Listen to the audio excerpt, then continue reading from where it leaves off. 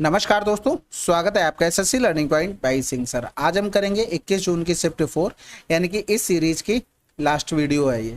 यानी कि जो भी पेपर हमने सॉल्व किए हैं वो सीरीज से तो नहीं चला है, यानी कि डेट वाइज नहीं चला है, लेकिन हाँ ग्रेजुएशन लेवल, फिर हायर सेकेंडरी, फिर मैट्रिकुलेशन लेवल, उस तरीके से चला। जो भी समझ में आया उस शिफ्ट को पहले उठा लिया और करवा दिया, यानी कि ये लास्ट वीडियो है।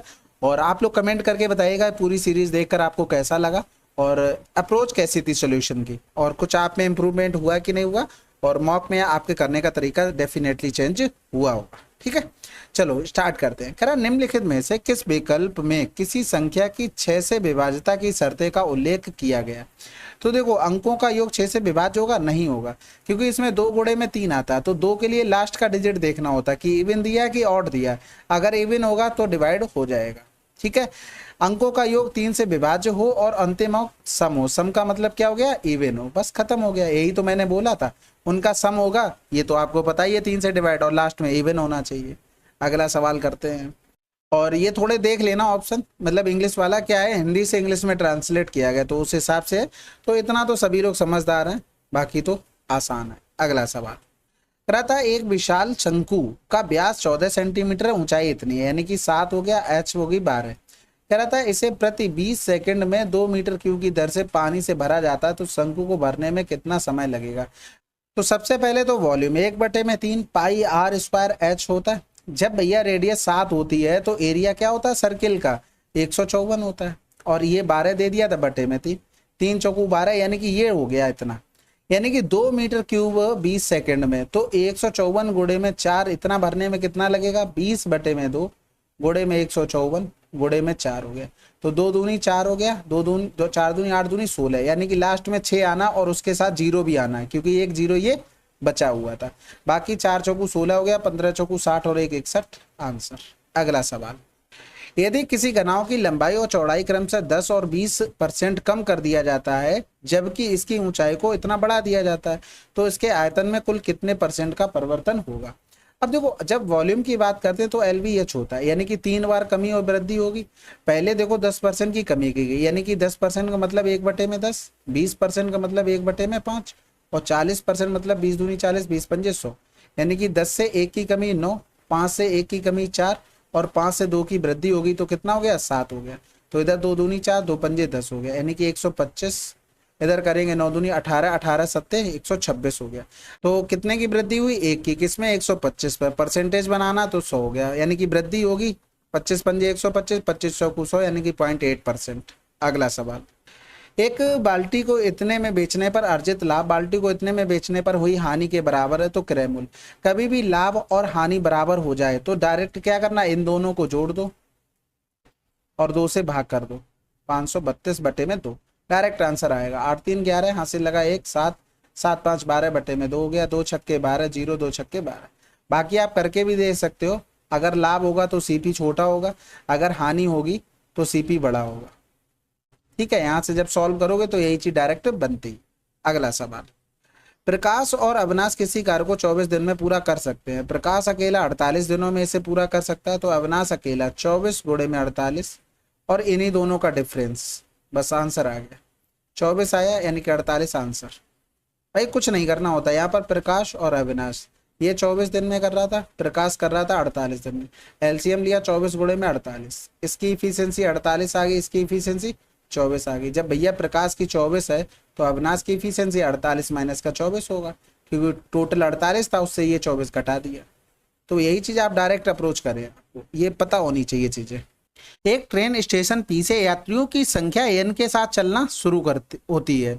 स्टेशन Q पर 20% यात्री उतर जाते हैं और 50 यात्री चढ़ जाते हैं। स्टेशन R पर 40% यात्री उतर जाते हैं और 10 यात्री चढ़ जाते हैं। यदि ट्रेन में कुल 520 छात्र यात्री बचे हैं तो N का मान ज्ञात करें। अब यहाँ पर देखो, P से भरी हुई ट्रेन चली, फिर Q पर पहुंची, R पर पहुंची। यहाँ से ये पहुंची होगी तो 100% लोग लेके पहुंची होगी। फिर यहाँ से क्या हुआ चेंज पता नहीं, ये यहाँ से पहुंची होगी तो यहाँ पर 100% लेके पहुंची होगी। लेकिन हुआ क्या है कि 60% से, भाई इसको हमेशा पीछे से सॉल्व किया करो, 40% उतर गए, यानी कि 100 में से 40% उतर गए तो बचे कितने? 60, और इसमें चढ़ गए 10 यात्री, यानी कि अब यही टोटल मान 520 के बराबर था। यानी कि इधर जाएगा तो 60% बराबर कितना हो गया, 510 हो गया। तो 100% बराबर निकालेंगे तो ये जीरो से कैंसिल आउट हो गया, 6 अट्ठे 48 हो गया, 6 पंजे 30, यानी कि 850 आ गया। अब ये नंबर कौन से आ गए, ये आ गए क्यू प्लेटफॉर्म के। लेकिन क्यू प्लेटफॉर्म पे हुआ क्या है कि 20% उतर गए, यानी कि 100 में से 20% उतर गए तो 80% बचे, 50 यात्री चढ़ गए। अब यहाँ पर जो मान था ना वो कौन सा होगा, ये वाले यात्री, यानी कि ये 850 हो गए। यानी कि 80% बराबर कितना आ गया हमारे पास, 800 आ गया। यानी कि 100% बराबर निकालेंगे तो यहाँ पर ये जीरो से जीरो कैंसिल आउट हो गया, यानी कि 1000 आ गए। अब ये 1000 कौन किसका माना है, 100% का, जो हम पी से लेके चले थे। आंसर आ गया। अगला सवाल, राम अपने घर से कार्यालय इतने की चाल से जाता है और इतने की चाल से वापस आता है और उसे जाने और वापस आने में 4 घंटे लगते हैं, तो घर और कार्यालय के बीच की दूरी क्या है। भाई देखो, जितना गया उतना वापस आया, यानी कि डिस्टेंस कांस्टेंट हो गई, तो स्पीड का रेशियो 8 और 2 का है, तो टाइम का रेशियो 2 और 8 का है। वापस आने में उसे क्या लगता है, 4 घंटे लगते हैं, यानी कि ये क्या है, ये वापस वाला है, और ये वाला क्या, ये जा रहा था, ये वापस आ रहा था। हमारे हिसाब से टोटल टाइम कितना लगा, 8 2 10 घंटे लगे। तो 10 बराबर में 4 क्वेश्चन में दिया गया था। और अगर हमें डिस्टेंस निकालनी तो क्या होता है, टाइम इंटू में स्पीड, यानी कि 8 गुणे में 2 कर देंगे तो 16 हो गया, तो 16 चौकू 64 हो गया, 64 बटे में 10 था, यानी कि 6.4 किलोमीटर। अगला सवाल, एक ड्राइवर इतने की चाल से 4 घंटे तक गाड़ी चलाता है, 1 घंटे आराम करने के बाद वह 50 की रफ्तार से और 3 घंटे के लिए गाड़ी चलाता है। ठीक है, पूरी यात्रा के दौरान चालक की औसत चाल बतानी। तो एवरेज स्पीड का फार्मूला टोटल डिस्टेंस अपॉन में टोटल टाइम। तो टोटल डिस्टेंस पहले 40 की 4 घंटे जाता है, फिर 50 किलोमीटर से 3 घंटे जाता है। टाइम टोटल कितना लगा, 4 घंटे, फिर 1 घंटे आराम किया, फिर ये हो गया 4 1 5 3 8 हो गया। तो यानी कि 4 चौकू 16 160 हो गया, 5 3 15 हो गया, 16 दूनी 32, यानी कि 310 बटे में 8 आ जाएगा, 310। ठीक है, तो इधर करेंगे 8 3 24 हो गया, बचा 7, 8 टू 64 हो गया, 6 बचा, 8 7 56, 8 पन्ने 40, आंसर। अगला सवाल कह रहा था अंतारा की मासिक आय इतनी है जबकि बरनाली की मासिक आय इतनी है। ठीक है, यदि बरनाली की आय का 22% अंतरा की मासिक आय का 55% के बराबर है तो वाई का मान बताइए। तो देखो भाई आसान है, देखो अगर हम बरनाली का देखें तो 110 के था, उसका 22% की बात कर रहा है, फिर बराबर में 96 के था, इसका 55% की बात कर रहा है। तो ये परसेंटेज से परसेंटेज कैंसिल, के का मतलब 1000 था तो वो उससे कैंसिल, 22 बराबर में 11 पन्ना 55 हो गया, और 5 छक्का 30, 5 नेम 45 और 3 48, आंसर। अगला सवाल, एक घनाव का आयतन एक घन के आयतन का 2 गुना है। ठीक है, यदि घनाव की विमाएं इतनी और इतनी है तो घन का संपूर्ण पृष्ठीय क्षेत्रफल क्या होगा। अब देखो घन के आयतन का 2 गुना है, यानी कि अगर हम देखें तो 12 गुणे में 16 गुणे में 18 बराबर में क्या हो गया, 2 a की पावर में 3 हो गया। हमें निकालना 6a² का मान। तो सबसे पहले तो यहाँ पर हम देख लेते हैं कि कौन सा आंसर हो सकता है। ये तो होगा नहीं क्योंकि 6 आ रहा है, 6 के मल्टीपल में अगर देखेंगे तो 2 का भी आता है, यानी कि लास्ट में हमें इवन नंबर चाहिए। अब 3 का मल्टीपल देख लो तो 7 6 13, 13 और 4 कितना होता है 17, 8 से 14 4 18, ये हो सकता है 3 का मल्टीपल, 8 4 12, 12 और 4 16, हटा दो, आंसर लगा दो, बाकी कैलकुलेशन कर लेते हैं। तो इधर किया तो ये हो गया 2 अड़ने में 18 हो गया, यानी कि यहाँ पर करेंगे तो ये 4 3 12 और ये हो गया 4 चौकू 16। ठीक है, अब यहाँ पर देखो 4 की पावर 3 गुणे में 3 की पावर 3 इंटू में a की पावर 3 हो गया, यानी कि a बराबर में 4 गुणे में 3 आ गया, यानी कि यहाँ पर 4 3 12 हो गया। तो 6 गुणे में 144, तो 6 चौक 24 हो गया, और 14 छंग 84 और 2 86। अगला सवाल कह रहा था छूट वाली एक योजना में इतने की अंकित मूल्य पर 38% की छूट है, लेकिन बिक्री केवल 434 पर की जाती है, तो ग्राहक ने अतिरिक्त छूट कितनी दी। भाई कोई मतलब ही नहीं है, हमें जो पता है पहले उतना करते हैं। 38 की अगर छूट दे देंगे तो 62% बचेगा, इसका रेशियो बना लो 434 से, जो एक्स्ट्रा छूट होगी वो खुद से निकल आएगी। 25 चौकू 100 हो गया, और इधर करेंगे तो 2 दूनी 4 हो गया, 2 3 6, 2 एकम 2 हो गया, और इधर ये चला जाएगा 14 बार, और इधर 25 हो गया, 25 रेशियो में 14 आया। तो भैया कितने की छूट दी गई, यानी कि 11 की किस पर, 25 पर, गुणे में 100 हो गया, 25 चौकू 100, 11 चौक 44, आंसर। अगला सवाल कह रहा था दुकानदार ने इतने में एक वस्तु खरीदी, ठीक है, और उसके क्रय मूल्य पर 9% मरम्मत पर खर्च कर दिया। उसने इसे राजन को 8100 में बेच दिया, तो वस्तु को बेचने पर लाभ परसेंटेज बताइए। देखो 7200 की चीज खरीदी थी और क्रय मूल्य का 9% मरम्मत पर, यानी कि टोटल उसके लिए वस्तु कितने को हो गई, इतने को हो गई, और ये चीज बेच दी उसने 8100 में। इसको हमें करना था, ये कैंसिल आउट हो गया, 9 8 72 हो गया, 9 ने 81 हो गया, यानी कि डबल जीरो, तो 8 ने 72 हो गया, 8 एकम 8, इधर रेशियो हो गया 900 का। प्रॉफिट कितने का हुआ भाई, ये 10 से 2 गया तो 8 हो गया, वैसे भी कर सकते हैं, 28 का प्रॉफिट हो गया, बटे में 872 गुणे में 100 हो गया।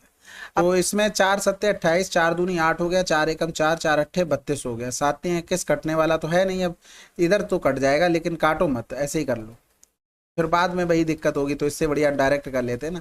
सबसे पहले एक ही बार जाएगा, एक बार क्यों जाएगा, 2 3 6 3 बार चला जाएगा, 3 8 24 हो गया, और 21 3 63 और 2 65, 10 से 4 गया 6, 9 से 5 गया 4 हो गया, पॉइंट लगाएंगे, जीरो बढ़ाएंगे। दूसरे नंबर पे ऑप्शन में 3 के बाद लिखा क्या है, 2 और 1, तो देखो 2 से 18, 2 दूनी 4, 2 बार तो जा सकता है ना, तो 2 से कर देंगे, आंसर आ जाएगा। अगला सवाल कह रहा था, एक राशि को 4 वर्ष के लिए एक निश्चित दर पर साधारण ब्याज पर रखा गया, इसे 5% अधिक दर पर रखा जाता तो 520 अधिक मिलते, प्राप्त राशि बताना। बहुत आसान है, अगर प्रिंसिपल 100 है और टाइम हमारा 4 है और रेट कह रहा है, पहले R% थी, अब रेट हो गई हमारे पास R प्लस का 5 हो गई, तो भैया एक चीज बताओ, यही तो एक्स्ट्रा मिलेगा 5 का 4 वर्ष के लिए, यानी कि अगर हम 100 पर करें 4 गुणे में 5, तो हमें इतना ही ब्याज एक्स्ट्रा मिलेगा, यानी कि 20।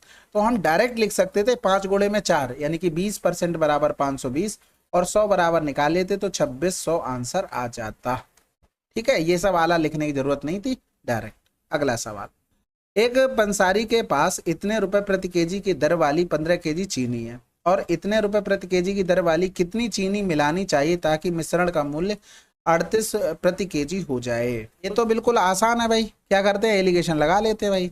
तो ये 45 हो गया, और इधर 34.5 हो गया, और 48 प्राइस बनाना, यानी कि डिफरेंस करेंगे तो 7 से 4 गया 3 हो गया, इधर करेंगे तो 8 7 15 हो गया, यानी कि रेशियो बनाएंगे तो इससे हो गया, तो 7 पंजे 35, 7 एकम 7 हो गया, यानी कि 1 और 2 आ जाता, 35 दूनी 70 हो तो रहा था, मैं भी किसी धुन में था। तो 1 बराबर में 15, तो 15 गुना, इसका भी 15 गुना कर दो, यानी कि 30 आंसर। अगला सवाल, साधारण ब्याज पर निवेश की गई राशि 3 वर्षों में इतनी, 4 वर्षों में इतनी हो जाती, तो निवेश की गई राशि देखो 4 वर्षों में 101654 साधारण ब्याज की बात कर रहा था, और ये 101264 हो गया। यहाँ पर क्या आया होगा, प्रिंसिपल प्लस का SI1 आया होगा, यहाँ पर प्रिंसिपल प्लस का SI2 आया होगा। जब इनका डिफरेंस करते हैं तो एक आ गया टाइम में डिफरेंस, यानी कि दोनों का जब इधर डिफरेंस करेंगे, 15 से 6 गया तो 9, और इधर बचा 5, 5 से 2 गया 3, यानी कि 1 साल का हमारा ब्याज आ गया। ठीक है, क्योंकि हमें SI में ही तो डिफरेंस मिलता है, तो वही डिफरेंस आता है टाइम का जितना ब्याज मिलेगा, यानी कि 1 साल का इतना हो गया। 3 साल का ब्याज निकालेंगे, 0 3 नेम 27 हो गया, 3 3 9 2 11 हो गया, यानी कि 101264 से 1170 घटा देंगे तो आ जाएगा हमारा आंसर। तो 16 से 7 गया तो 9 हो गया, 9 4 तो सभी में लिखा हुआ था, चलो 0 0 0 1 आंसर। अगला सवाल, 300 मीटर की दौड़ में ए बी को इतने मीटर या इतने सेकंड से हरा देता है, निम्नलिखित में से कौन सा विकल्प संपूर्ण दौड़ में बी द्वारा लिए गए समय के बराबर है। देखो बहुत आसान सवाल है, सिंपल सी बात है, अगर आपको थोड़ा सा दिमाग है तो 6 बराबर में 22.5 करना था, या फिर हमें डिस्टेंस का ही टाइम निकालना था, तो हम ये भी लिख सकते थे 22.5 इतना समय में 6 सेकंड के लिए, तो 300 का हमें निकालना था, 6 गुणे में 300 बटे में 225 हो गया, 1 0 ऊपर पहुंच गया, तो इधर 25 एकम 25, 25 दूनी 50, 25 ने में 225, 12 छंग 72 हो गया, बटे में 9 हो गया, 9 8 72, 80 सेकंड आंसर। अब हुआ कैसे, देखो ये मान लो पूरी ये डिस्टेंस था, अगर ये यहाँ से यहाँ तक पूरा ए पहुंचा है तो बी कहाँ तक पहुंचा, यहाँ तक, यानी कि बी ने इतनी ही तो डिस्टेंस कवर कर पाई 22.5, तो बची कितनी डिस्टेंस थी उसके पास, ये डिस्टेंस पहुंची थी। अब यहाँ पर देखो, अगर वो ए यहाँ से यहाँ तक टी समय में पहुंच रहा है, तो ये भैया ये इसने इतनी कितने सेकंड में तय की होगी, t-6 में, यानी कि यहाँ पर उसका टाइम बी का कितना रहा होगा, 6 सेकंड, इसलिए ये कंपेयर कर लिया। अगर बी की स्पीड पूछता ना तो 22.5 डिस्टेंस होगी, बटे में 6 कर देते, डायरेक्ट स्पीड आ जाती, लेकिन हमसे पूछा नहीं है, तो हमने यही कर लिया कि 22.5 जाने में उसे 6 सेकंड लगेंगे, तो 300 मीटर जाने में उसे कितना समय लगेगा, आंसर आ गया 80 सेकंड। अगला सवाल कह रहा था मध्यानुपाती बताना, भाई देखो इसमें कुछ सोचना ही नहीं है, छछरंग 36 6 अंदर मिल रहा है, ये हो सकता है, ये नहीं हो सकता, ये नहीं हो सकता, ये हो सकता है, तो यहाँ पर देखो 16 छक्का 96 हो रहा है, तो 6 बार आ जाएगा इसका 4 24 वाला आंसर। क्या करना था आपको, 6 गुणे में 96, पॉइंट से कोई मतलब नहीं, क्योंकि ऑप्शन ऐसे दिए, इस तरीके से अगर लिखा होता 24 तब आपको एकदम पॉइंट को भी देखना था, अगर नहीं दिया गया तो कोई मतलब नहीं उस चीज का करने का। आंसर आ गया जहां 24 लिखा होगा वही। अगला सवाल, एक नाव धारा के अनुकूल की दिशा में इतने घंटे में 72 किलोमीटर की दूरी तय करती है, जबकि धारा की प्रतिकूल दिशा में इतनी दूरी 12 घंटे में। तो सबसे पहले देखो, अगर हम a प्लस का b लिखे, ये क्या आ गई, ये स्पीड आ गई नाव और इसकी धारा की दिशा में, यानी कि ये 72/6 कर देंगे, यानी कि ये हो गया 12, और a माइनस बी करेंगे तो विपरीत में 72/12 हो जाएगा, तो इसको 6 लग रहे, बस खत्म हो गया। नाव की चाल चाहिए, दोनों को जोड़कर 2 का भाग कर दो, आंसर आ गया। अगला सवाल, अब इसमें 4 अंकीय बड़ी से बड़ी संख्या 88 से विभाज्य हो गया। 88 से मतलब 11 गुणे में 8, तो इनमें सबसे बड़ा नंबर कौन सा है? 98 लिखा, 97 लिखा, 99 लिखा, सबसे बड़ा ये है।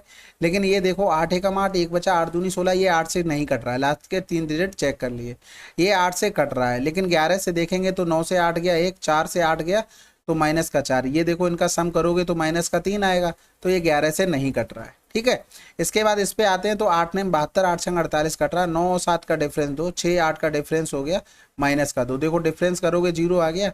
11 की डिविजिबिलिटी का भी रूल है, 0 11 मिल जाता है तो आंसर आ जाता है। ठीक है, तो हमारा आंसर हो गया। अगला सवाल कह रहा था, एक निश्चित राशि पर साधारण ब्याज राशि का 5वां हिस्सा है और प्रतिवर्ष ब्याज दर प्रतिवर्षों की संख्या का इतना गुना है। यदि ब्याज की दर 4% की वृद्धि होती तो इतने पर 4 वर्षों के साधारण ब्याज कितना होगा? सबसे पहले अगर प्रिंसिपल हम 5 माने तो ऐसा ही हमको बोल दिया कि 1 है। अब देखो कह रहा था टाइम का जो रेट की बात हो रही थी वो 3.2 गुना था, तो 10 मान लो, ये 32 हो गई। ठीक है, तो प्रिंसिपल अगर 5 है तो रेट 32x हो गई, टाइम 10x हो गया, बटे में 100 हो गया, बराबर में कितना हो गया हमारे पास? 1 हो गया सिंपल इंटरेस्ट। ये पूरी कहानी से हमने कर लिया। तो यहाँ पर देखो 0 से 0 हो गया, 5 दूनी 10 हो गया, 5 दूनी 10 हो गया, इधर करेंगे 16, तो एक्स स्क्वायर बराबर में 1 बटे में कितना आ गया? 16 आ गया, 16 दूनी 32। ठीक है, एक्स बराबर में कितना आ गया? 1 बटे में 4 आ गया। यानी कि जब रेट लिखेंगे तो 32 का गुणे में 1 बटे में 4, 4 अट्ठे 32, 8 रेट आ गई। अब वो 4 बढ़ा दे रहा है, यानी कि 12 रेट हो गई, यानी कि 75 100 गुणे में 4 गुणे में 12 बटे में 100 हो गया। तो 25 तियाँ 75 हो गया, 25 चौकू 100, 4 तियाँ 12 हो गया, 12 बारी में 144, 4 से 4 काट लो ना, 3600 आंसर। अगला सवाल कह रहा था, इतने को राम और श्याम मोहन के बीच इतने अनुपात में विभाजित किया जाता है, सबसे अधिक धन किसने प्राप्त किया और कितना? सबसे अधिक धन तो इसको मिलेगा, यानी कि कौन सा आंसर होना चाहिए? ये कौन था? मोहन। ये हटा दो, ये हटा दो, ये हटा दो, आंसर खत्म हो गया। बताओ कुछ करना था सवाल में।